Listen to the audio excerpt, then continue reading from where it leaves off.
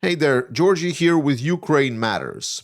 There is a small part of the Russian society that is weeping every day about the loss of their loved ones. They were forcefully mobilized and sent by the Russian state to die. But then there are those that are reveling in this new reality where war of aggression is the new best thing happening to them. We're going to dive into that and talk about that part of society and how actually it's becoming a mainstream part of society.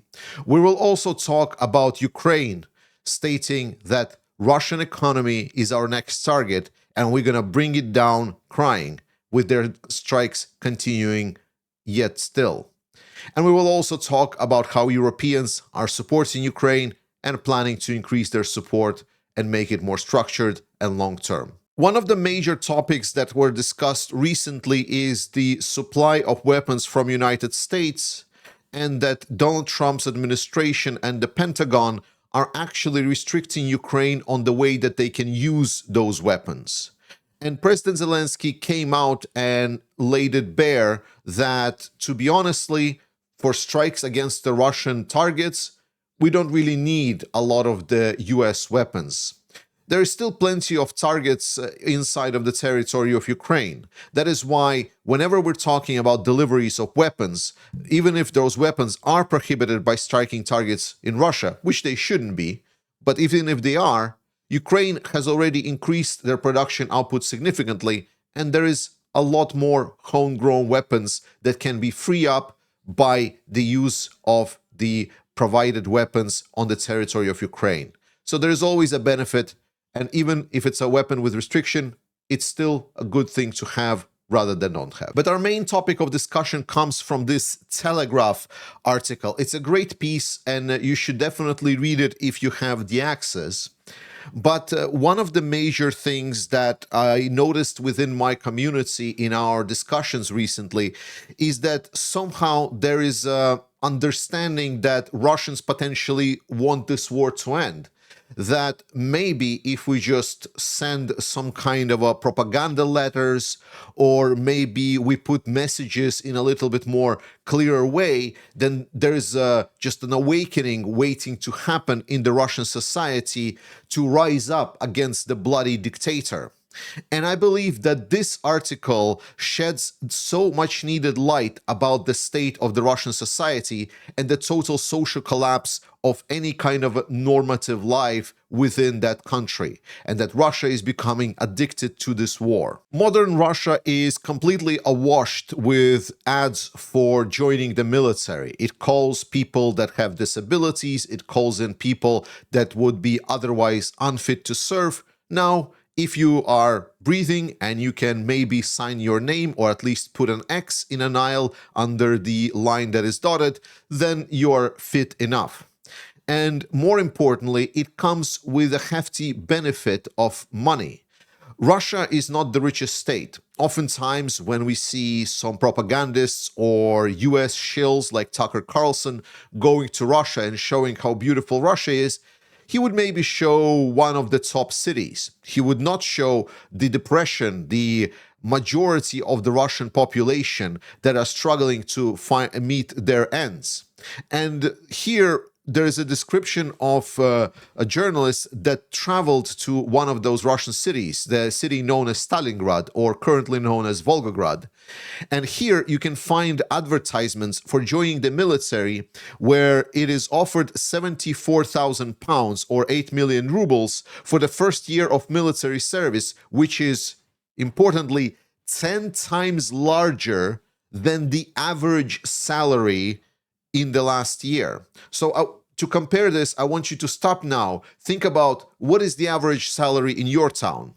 A lot of times when we think about our salary, we don't consider its average. So maybe Google what is the average salary in your town. Be surprised how high it is, and then multiply it by 10 And imagine that someone will put this as a billboard offer and stating, get it now. And this offer is just one of the examples how this ongoing war is revitalizing the Russian society.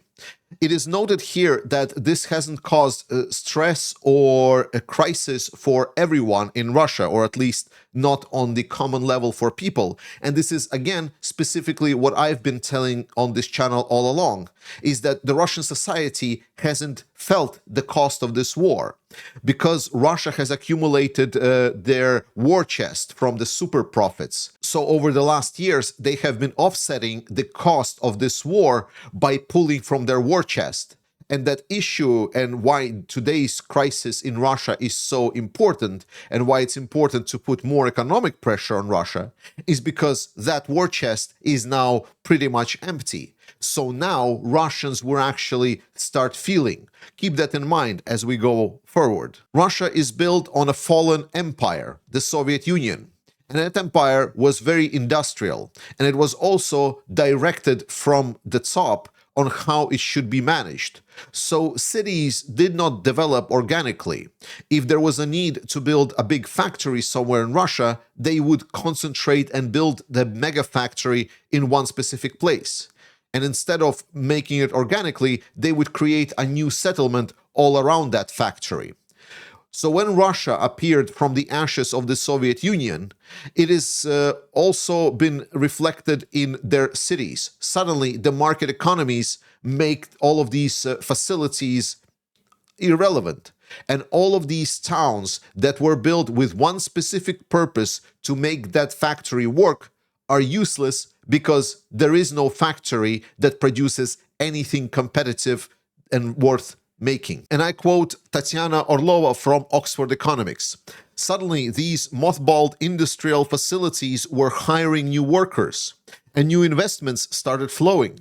These enterprises were competing with other sectors for workers, and they were offering good competitive salaries. Wages for workers making quote-unquote finished metal items rose by 78% before accounting for inflation between 2024 and 2021.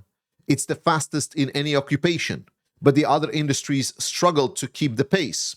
Tatiana continues, if you look at teachers or doctors, the increase is much smaller than in manufacturing. When a man in the family joins the army on a military contract, first of all, he gets his bonus and he starts getting monthly wages. The wages are decent. It's something like $2,000 a month. All the money started flowing mostly into the Russian regions because people are less keen to sign up for the contractual army in the big cities. And it is absolutely clear why this is happening outside the cities by what I told you. I continue quoting, these people were almost useless. Many of them had no work in the small towns and villages and were conducting a very antisocial way of life. Then all of a sudden, these people were taken out of their environment.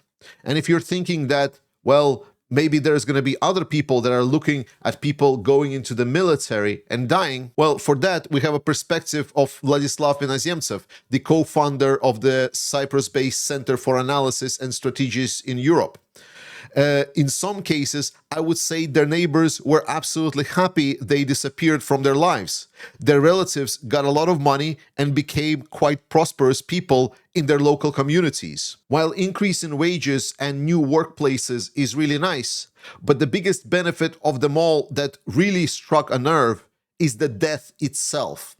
Because families of Russian soldiers killed on the front line are entitled to payouts of up to 11 million rubles, equivalent to around 100,000 pounds, which is an absolutely insane amount of money for a regular Russian.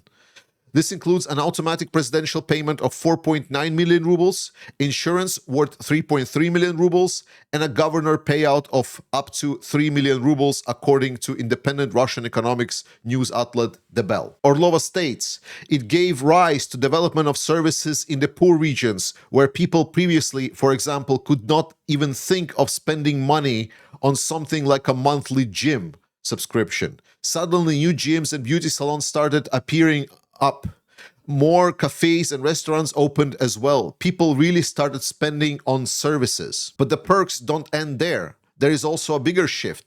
One of the perks military families are entitled to is that the soldiers and their children get priority access to Russia's competitive public universities. Some in Russia refer to this as a social miracle. They state that Putin has achieved what many Western leaders have failed at, lifting the fortunes of some of the very poorest in society in a short period of time. The price? Well, just 1 million dead and counting. Coverage was dominated recently by the Putin's visit to see Donald Trump. And that again reinforced the narratives in all of these people that potentially have had the doubts about we're playing with fire here. We're paying the blood price for us to get this good, quote unquote. But because now Putin went, saw Trump, was greeted like a king of the world, that reinforced everyone's in Russian society perspective that what Putin is doing is right, that the sacrifice is worth it. Or how Yekaterina Korbangulayeva, a visiting scholar from Georgetown, all these people are not interested in the return to peacetime.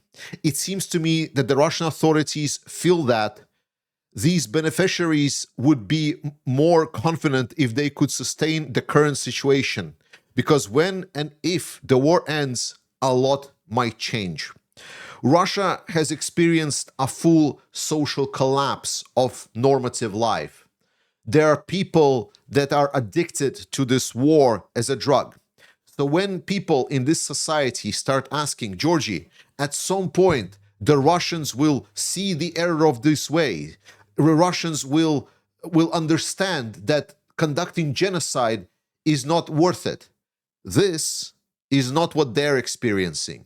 They are happy because they are not the ones paying the price just yet. But the payback will be coming. Ukrainians keep delivering with their long-range strikes. There has been a big strike against the main Russian natural gas export facility that is located right next to the second biggest Russian city of St. Petersburg.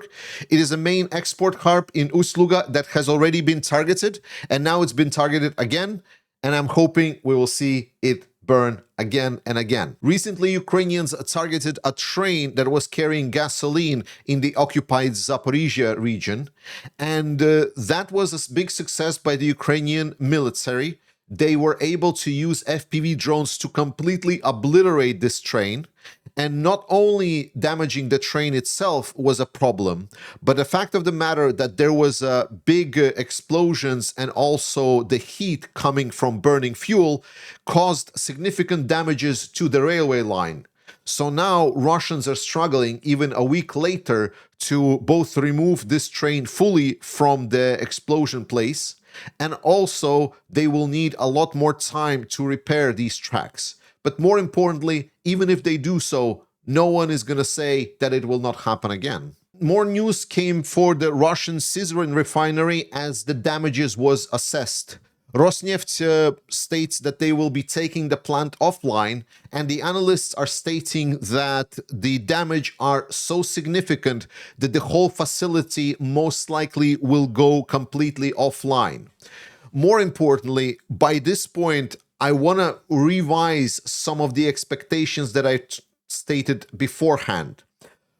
When it was stated that Ukraine has knocked out about 13% of the Russian oil refining capacity, I was a bit skeptical because Russia is having a bit of an issue right now as there is a higher demand for oil. So when we're talking about the lines of Russians standing to get some fuel, we are talking about very specific regions. Despite the videos, it might draw a very inaccurate perception in your mind. It would be much better if you just look where specifically these things are happening.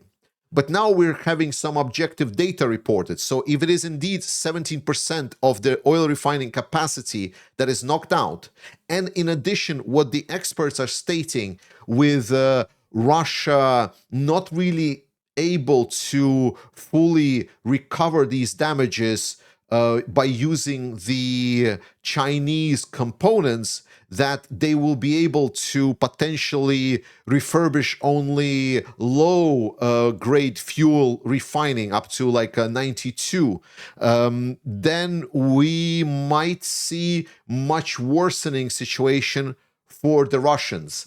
And I stated that most likely we will see this situation improve for Russia as the system adapts. However, Ukrainians are very rapidly striking all of the critical targets. And the problem is that 17% is a lot. It's a lot. And we are now edging very closely to potentially whole Russian system being broken down. A good way to think about this is imagine that your salary is like $300, and then suddenly someone says to you, well, now we're going to make it 250, but you already planned for everything to be $300. So if you just suddenly don't have a significant part of your salary, you will have serious issues that you will need to resolve. And sort of this is the situation where Russia is in. Obviously, if this cut of salary will become even larger and larger, then you are being even questioned. Are you sure that the whole system will hold on? Top Russian drone maker is really struggling. One of the major reasons why right now there are discussions on lowering the Russian central bank assets and welcoming back inflation is specifically this situation right here, where there is a struggling facility that produces vital drones for the Russian military. Yet even that facility struggles to break even and is actually deeply in debt. And they're producing some of the well-not known, very valuable drones for the Russian military.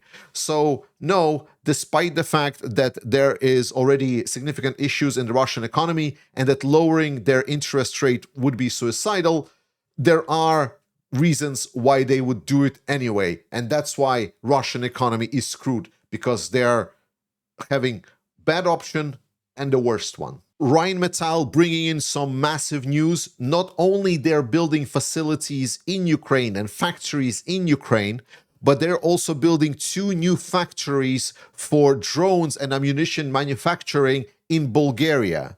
This is an investment of 1 billion euros, and Rheinmetall has been increasing their presence all over Europe, and it's good to see that Bulgaria is getting into the game, despite the fact that there has been certain issues recently with Ukrainian secret services actually discovering that Bulgarians tried to scam Ukrainians and even supply some weapons to the Russians. Yet Rheinmetall is seeing an opportunity and they're jumping on it. I always think, and I always said, that the best possible way for Ukraine to win in this war is that if capitalism will be switched on, and then the companies will see profit, and then they will start doing everything so they get maximum profit and produce everything. And Rheinmetall is leading the way. Thank you so much for watching this video. Please press the subscribe button because it really helps boost up the discoverability of the video by YouTube. I love you. Slava Ukraini, trust in Ukraine, and I will see you tomorrow.